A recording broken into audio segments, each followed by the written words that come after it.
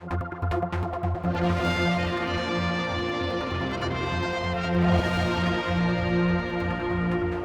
me is Juan Watterson. We're continuing our chat about things going on, and of course this is a section to look forward to next year. What have you got in this pipeline? Do you bring much legislation yourself, or you just?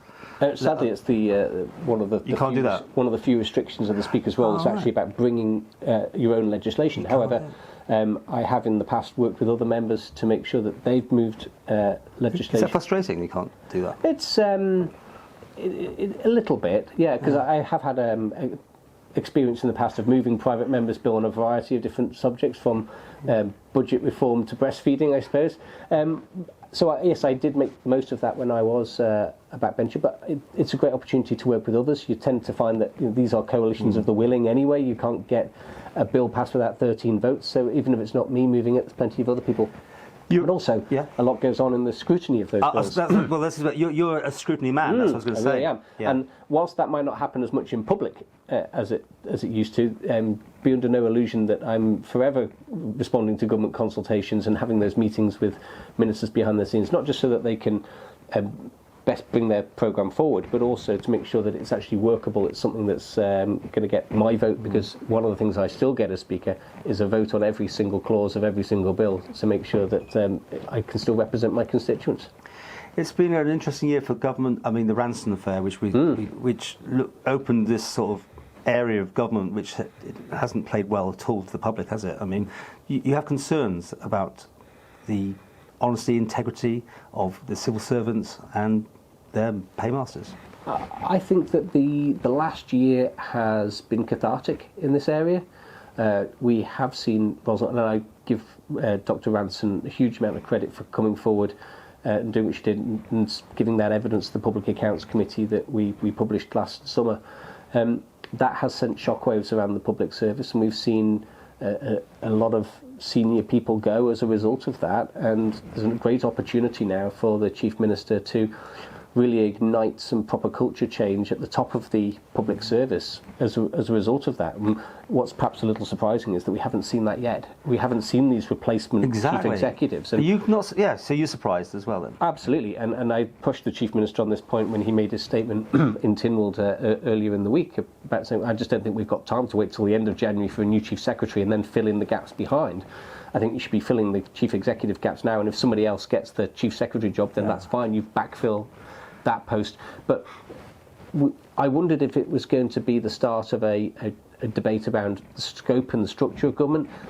You know, when you catch up with Mr. Robert Shaw, you know, we never used to hear him without a mention of the single legal entity, you know, and again, silos and all that stuff. Yeah, and again, I pushed the Chief Minister on that and asked him, you know, was the single legal entity dead, or was it just pining for the fjords? Because where's it been? You know, what was the answer? What did he say? Well, I'm still trying to work out what it was. But it was very non-committal, and there've been recent written answers again, not non-committal in this area. So I don't get the feeling that there is a vision yet for the shape of our government. And I'm a lot happier that there is a bit of an idea as to the sort of policies, the sort of legislation, the sort of operational, tactical things want to go on. But in terms of, you know, how this thing's all going to fit together and what it should look like, I still think there's a lot of work to be done in that space. You know, you said you're 16 years in here. Is this the most revealing time that we've looked into this one? You know, if it wasn't for Dr. Ransom, we may not even be having this conversation. That's what worries me and probably a lot of the public.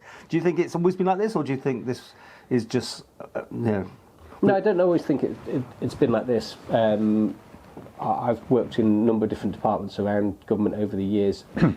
But it's one of these things that's just not seen. And you know, much as we in the House of Keys can look at it top down, sometimes it looks a lot different bottom up. I think if I could go back to management speak, it's the flamingo effect, isn't it? Lovely pink and fluffy on the outside, but a black underside to those wings.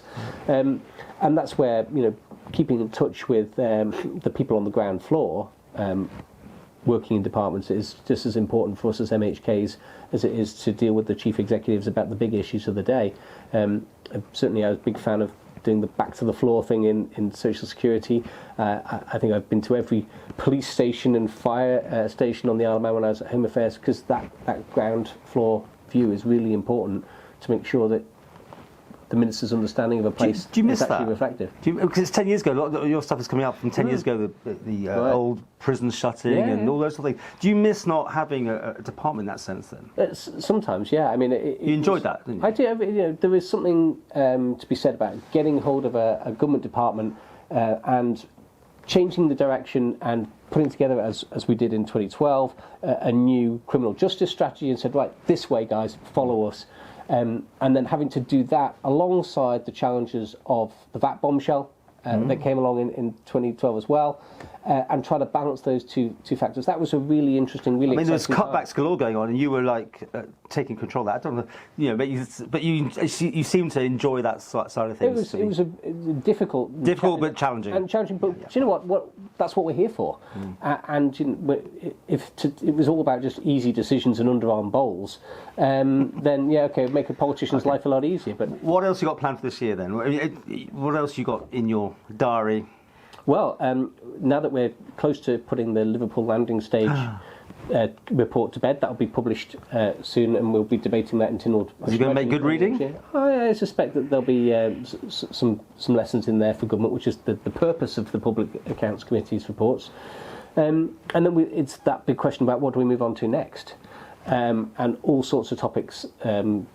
Potentially, and I'm sure that you and your listeners will have a few that you'd like to add to the list. That's great, and that feedback from the public is so important, because if committees, standing committees, are going to be responsive to the public need, we've got to be looking at things that they're interested in.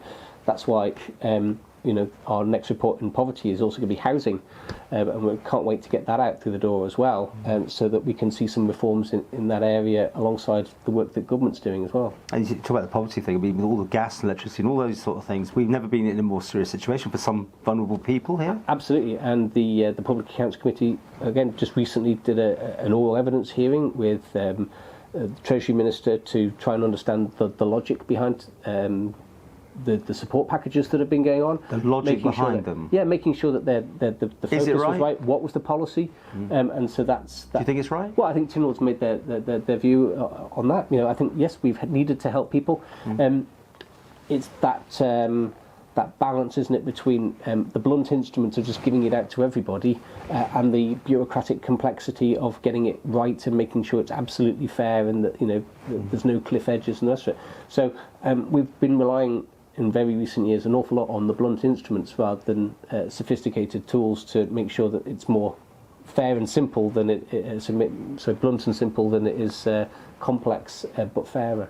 And scoping it out slightly, with all the hoo-ha in the UK that's gone on and the mini budget that wasn't in the end, but do you see the worry that at one stage that they were going for our sort of area, the finance thing and offshore almost? It felt like, was there a worry there that the Isle of Man's uniqueness could be eroded or not? I'm not entirely sure that anyone's had the time to really think about it. It's just been absolute non-stop drama. Can you believe what you watched there? No, I mean, one of the things that there's nothing guaranteed to spook business better than uncertainty.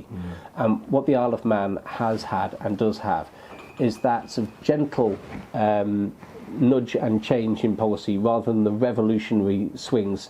And normally that happens when different parties take over in Westminster. We don't normally see such dramatic U-turns and shifts in policy whilst the same party are in government. So it's a real thriller, it's a drama to watch, but it's really bad for the economy of the UK. And as we all know, if the UK catches a cold, we tend to get a sneezing as well. I mean, you're positive for the future of the Isle of Man? Let's try that. When we still are not attracting enough younger people here, are we, in that sort of thing? We've got a terribly old base, and I'm including myself in that now, pensioner almost. Is there a worry ahead, do you think? No, because I think that the problem has been well and truly recognised. There's a general desire to get on with it. I'm, critical that maybe not enough resources have gone into solving that yet, but the problem's been most definitely highlighted, and I think a lot of us are going to be pulling in the same direction to get that solved. And when the economic policy report comes through in the next month, with whatever changes have come out of the consultation, I don't think that that's going to be a big differentiator in terms of political opinion around Tynwald. And bear in mind that we've got some quite far to the left members now, we've got some quite far to the right members now. But actually, in terms of growing the economy, I don't think you're going to get an awful lot of argument there. Different perspective, different nuances, but an awful lot there that we'll agree on.